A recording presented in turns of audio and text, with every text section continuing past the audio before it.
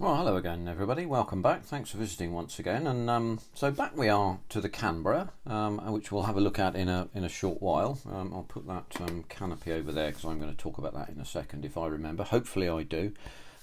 As many of you will know, my little pieces are unscripted and unedited video, so you see effectively what happens as it happens, and if a mistake is made, well, then you see that, because maybe if I make a mistake, then it's possible somebody else might, and if somebody else sees my mistake before they make it, then perhaps I've saved somebody a bit of heartache or something like that. It's happened before from time to time, but in my 150 odd videos, I think I've made some errors from time to time. But anyway, if you're new to my channel, to Zinzan Scale Modelling, then you're very welcome, and it's very nice to see you here.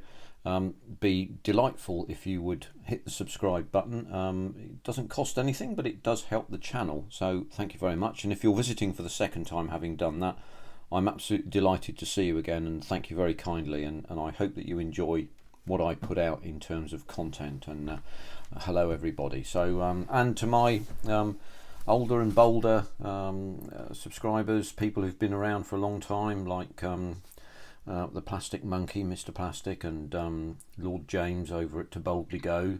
Hello all of you guys, particularly Hobby Time as well. A bit of a sing out to him, because he did something offered something very special for me earlier on, and I'll talk a little bit about that again. I talked about it at the end of the really surprisingly popular Tempest video. If you watch that video and you're coming here, look, thanks very much. Okay, anyway, let's get on. It's the Canberra we're looking at today, the B Mark II or B Mark VI. It's the B Mark II I'll be doing. I left you the last time doing the cockpit internals, the flight deck and so on and so forth, and we've actually now done that, and we're through to the point of actually putting some weight into the fuselage, because obviously the fuselage is pretty damn long, and it's very important to put a bit of extra weight in, so otherwise it sits on its back. So what I've done is I've used a few different bits and pieces, some nuts and bolts. I've put bolts around the place with super glue and up the top here, and I've then used some sort of sticky lead fishing weights. So this is a sort of a lead tape with just zero in there for you, or zoom in, or whatever you choose to use in terms of a term. It's sticky one side, and all these things stick together, so you don't have to glue them. And so what I've tried to do as well is to put as much weight forward of this point here as I possibly can, because the more you put further forward of the balance point, the less you have to put towards the balance point. Now, just so that you know, I think the balance point for this aircraft should be just slightly forward of these marks here. I think you can probably see them. It should be about there.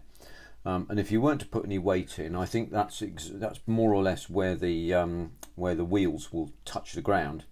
So if you weren't to put any weight in, it would simply sit on its arse, on its tail, like this. So having put the weight in, what I've done therefore, I think, is to move the balance point forward slightly. Let's see if we can.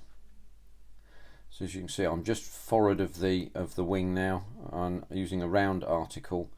Let's just zero out. I'll show you that again so that you can see. So the line of the round, my poker here, is, so it's balanced forward there, and balanced backwards, balanced forwards there, and then if you go forward of the wing section, it's balanced backwards. But the if we test this, put that there because it won't roll away, I can probably show you this. We drop a wing section in there and then just flip this over. We can see that the is that the right way round? I don't think it is actually. That is the right way round. So the wheel will sit just about there, which is about in line with that line there, and about in line with that. So we can take that out, and then we can look back here. This line here, this rib here, comes around, and you can see that that's where the wheels hit the ground. Now, if I balance here, what we can see is we're very much forward. So I think we have enough weight there, and I think that does take account of the fact that we've got to put both wings on the rudder and the tail planes. I don't think that's going to affect the weight, even though this weight here is quite a long way backward from the balance point. So we'll see what we'll see on that front, but I think I've got enough weight in there such that we're okay. A few things to look out for here. The window at the top here is difficult to put in because you have to get it glued in on one side and then get it level so that you don't get any join lines and so on, but you have to do that on both sides, so you have to be a bit careful with that. An awful lot of the detail in here you're really just not going to see very much of, to be honest with you. So I'll zero in and show you exactly what I've done. If you can see in there, or hopefully you can. Let's see if we can just bring some light that way. Let's see if we can show you this. I've just detailed this in here. I've also painted in the seats, and I've used the natural belts that are moulded into the seats, as you can see. I've added the detail into the instrument panel here. The front section here, as you can see, this was remarkably bare in where the bomb aimer lies. So I put a cushion in where the bomb aimer sits and put this in. Now normally the cabling here, the wiring is, let's see if we can get that, there we go, look. The wiring is normally coloured black, but I've coloured it silver because at least when you're looking in there you might get to see at least some of the detail. But what I've tried to do here with the backs of the instruments is to match wherever possible the instrument to the instrument in front. And the thing about scratch building is you get better at it if you do it where it doesn't count, and then you can make all the mistakes you like. So turning that round, what we then should be able to see in here, just shine a little bit. Oh, let's turn that light on. You should be able to see some detail. Oh, typical. This thing's. Let's get this to. There we go. Go up bright. You should be able to see some detail coming through here. If I try and turn this, because I'm going to have this door pitched open. Can't really see it very well. Here's the disadvantage of a black interior, and it is a big disadvantage. The detailing that you do may not be seen, and that's a kind of an issue. But there we go. So the next thing that we need to do here today is to get this, the beginning of this sealed up. And so I'm going to start at effectively at the front here. We'll use some tape, so we'll get some broad tape, I think would be the stuff to use. Because it's strong, we'll get just a few lengths of that taken off already so that we've got some spare. I'm running a bit short of that, but I have some spare rolls of tape here because I tend to, shall we say, order forwards. I'm going to use some extra thin and just make sure I've got everything right here. That looks like it's all in the right place. It's all good really. I've checked it time and again. So what I'm going to do then is we'll just start the whole process of gluing this up. Just move my light there a little bit, and we'll just get on with it, shall we? So we can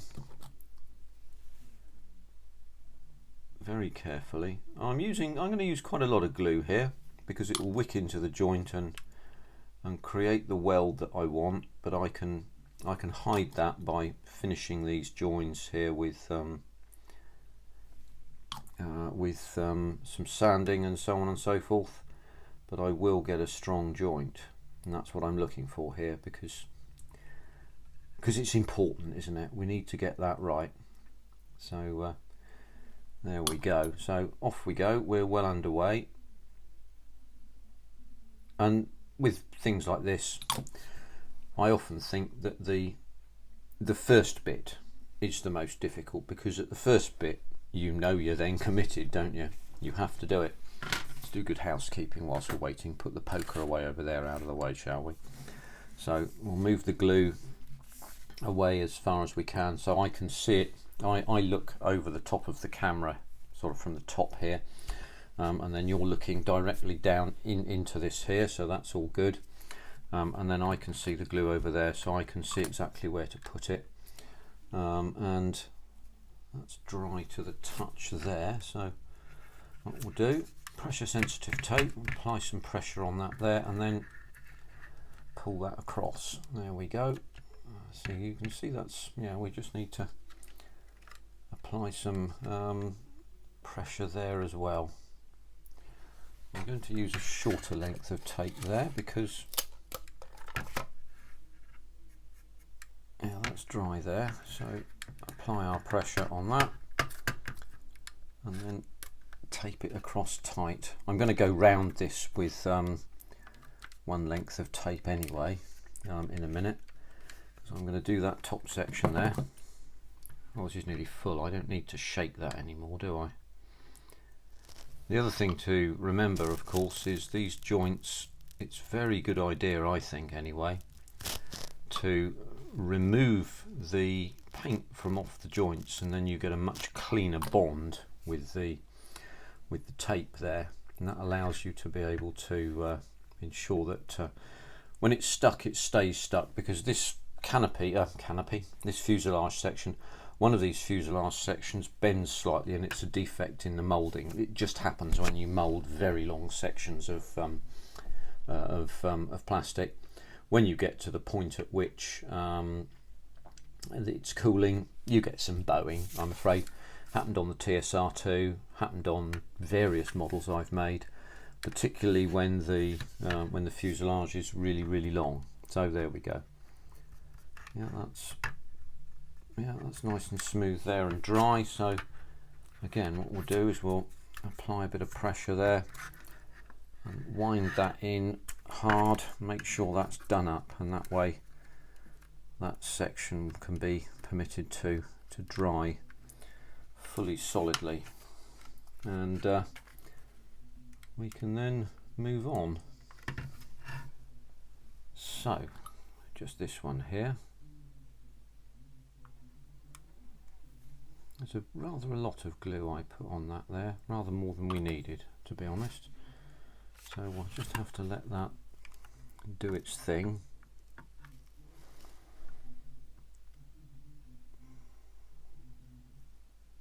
Let it dry, and I need to use some thin tape there, I think, to run over the top of that. Oh, hello. That's, did you see the shadow there as I...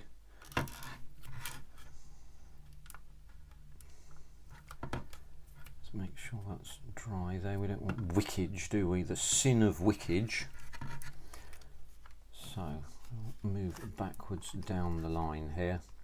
Big seams here, long seams to fill. There's a lot of work involved in this. So there's the bowing there. So we'll see that joint's too big there. You can probably see that there. If I zero in on it, you can see how that's, yeah, you can see how that widens there. So there's going to be some work on this. You know, it's just one of the challenges you face. Move the glue further away. So we'll bond where we can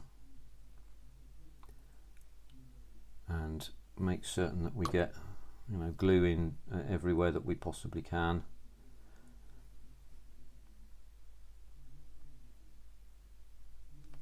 There we go.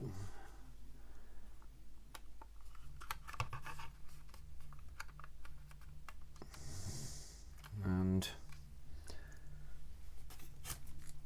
yeah, we'll leave that for a second because that's not quite dried yet.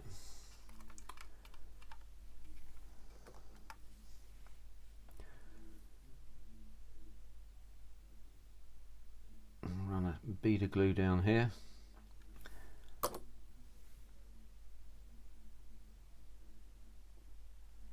So what I will do is leave the Bombay open.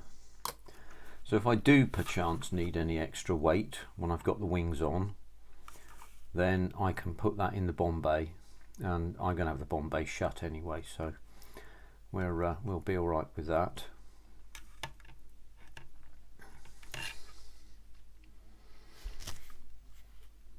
other things to remember, of course, is make sure you get that window in.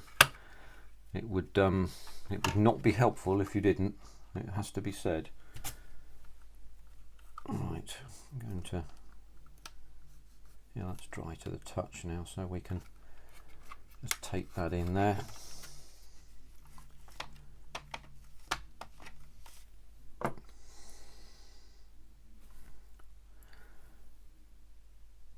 And seal this in. By the way, do feel free to zap through this if you want to. I'm more than happy for you to do just that if that's what you would like to do, because some of this is a bit dull, isn't it? Let's face it, really. And you've got better things to do with your time than sit watching some old duffer gluing a joint up. So do feel free to zap through it, but remember, you might miss one of my not very famous and not very funny jokes, but it is what it is, isn't it, really? So here we go, and just hold them up.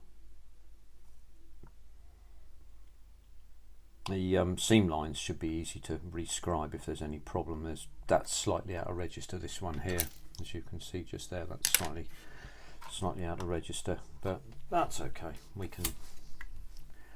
You'll never notice it once it's complete. See, there's big gaps here. You need to think I should have used some extra thick, as it were.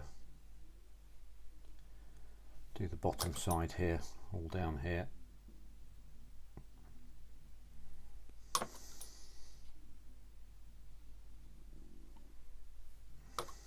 And all the way down to the end there. We may need to clamp that together as it goes. Oops, don't worry if you get overspill, don't worry about that. Just all you need to do is oh, there's my tape. Just let it dry and evaporate, because extra thin glue, particularly the quick setting, does evaporate really jolly quickly. Ask me how I know.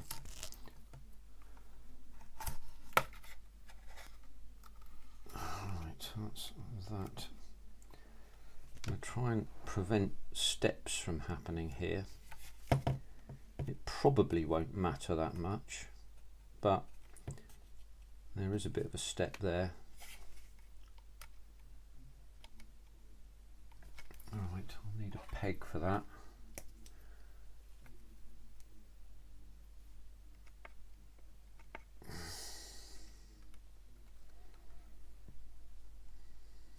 Yeah, there's going to be a bit of sanding required to get this. I'll just leave that there a minute. To get this fully perfect, as it were.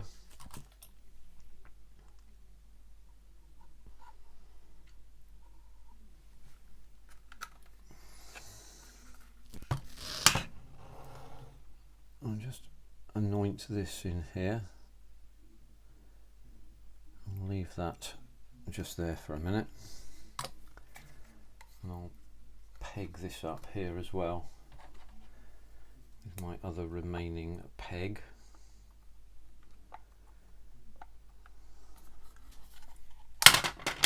Oh yeah, that's what happens. Ugh, yeah, okay then, that's not going to work very well, is it? Yeah, that's just going to fall off. Yeah, okay. That's going to be difficult to do then. I should have used extra thin quick setting on that one, I think. I do want that to stay in place. I wonder if it will stay in like that. Maybe it will. Let's hope, eh? Yeah, put that there.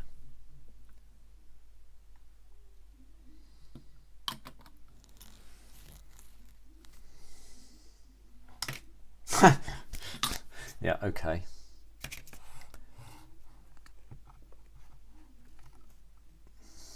There we go. Just run a bead down here just to get that seam there.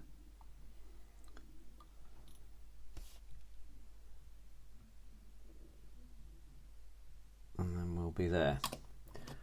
So what we'll oh dear, yes, I can see this is going to more or less constantly be a nuisance. We'll put that away over there, and I can go on to the next bit, which I'm just going to quickly show you now. So the wheel wells on the main undercarriage do need some additional detail put into them. Not a lot, but just a little, and it's worthwhile having a little investigation of that. So the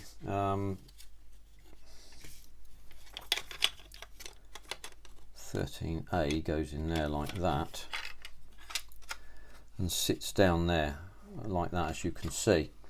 And on the actual aircraft there is some machinery and various bits and pieces that you can see over the back of this. Now I'm in two minds as to whether to put the undercarriage in and then glue this on, this well in, or put this in and put the undercarriage on afterwards, because from what I can see, I don't think that this has a square section. I don't think this actually represents real life very well. Okay, let's do that again. There we go. That's going to fall down a couple of times, I suspect, but we'll just have to manage, won't we? But what I propose to do is to put some detail into these wells, because they are, if you pick the aircraft up, you will see them. There's no question about that, and the front nose wheel as well. You'll see. But I have equipped myself with some pictures of the undercarriage doors. Sorry, not doors, wells, and one can see some detail here. So this is one of them, and I think this is the starboard the starboard door, wider side to that side. So we can see that we want to put some pipe work in into this section, just here, and then there is immediately we see this small pipe that comes in between the first and second spar rib here, and then that's this one, that's this one. This one, as you can see, is cut off, so we need to cut that back, and then this one is almost semicircular in its shape, and that gets us to this door here. Yeah, okay, that's gone down again.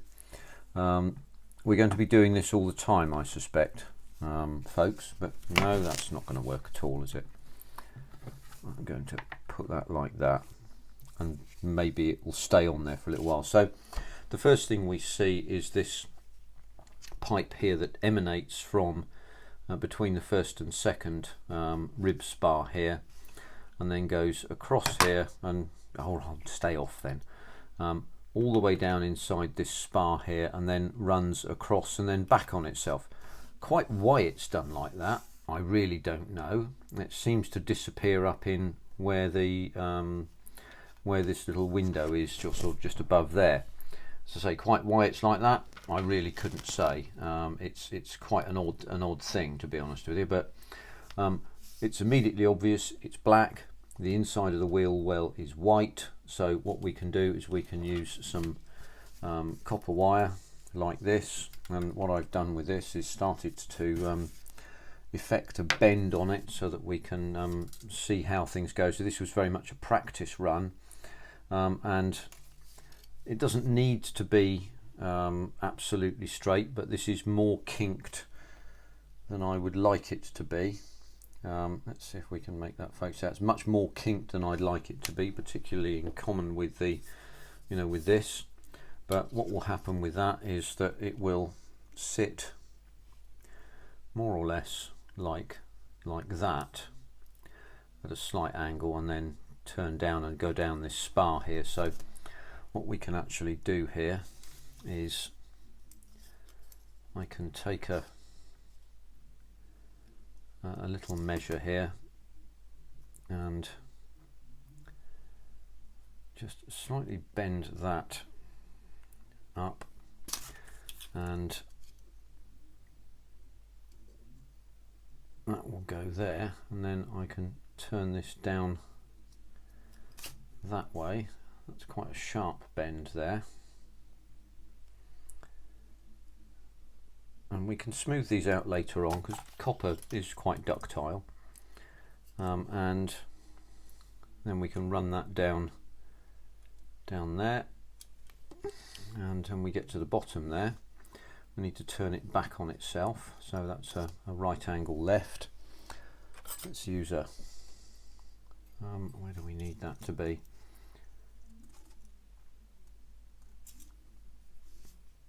About, so we need these spars here, 1 2 3 4 5 6 7 8, 1 2 3 4 5 6 7 8. Well, that's good, that works out quite nicely, so it's between the first and the second, so there. So we can start to think about making a bend just there. That's a right angled bend. There we go. So, oh, that's the wrong way round, and that's completely the wrong way round. There we go.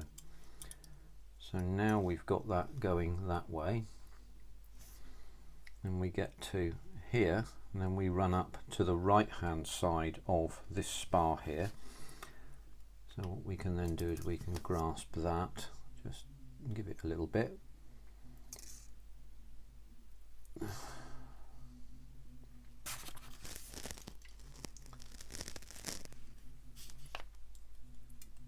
And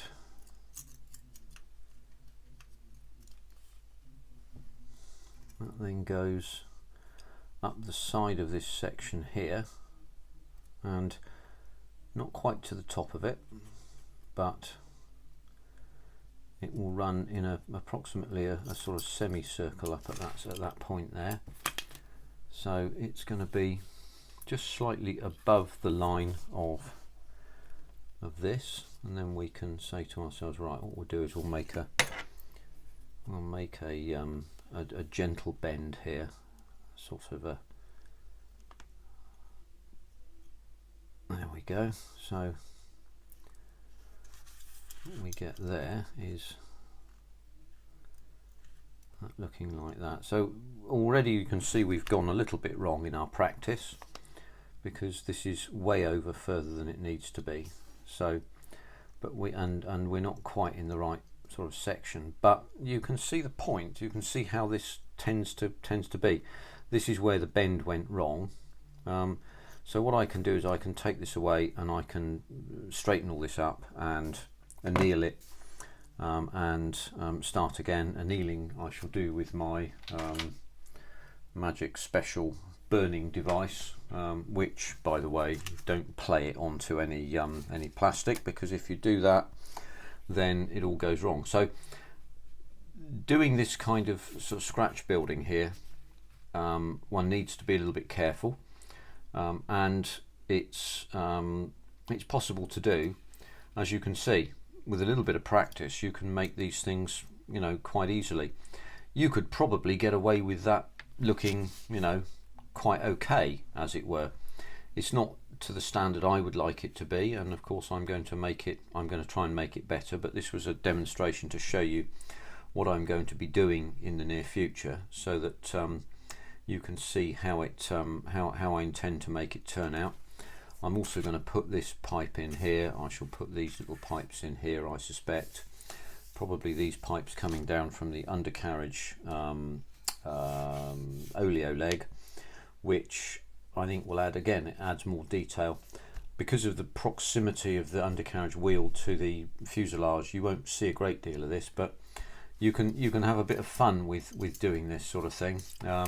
If you want to, you can introduce a little hole in here. So the advantage of photographs is really very useful.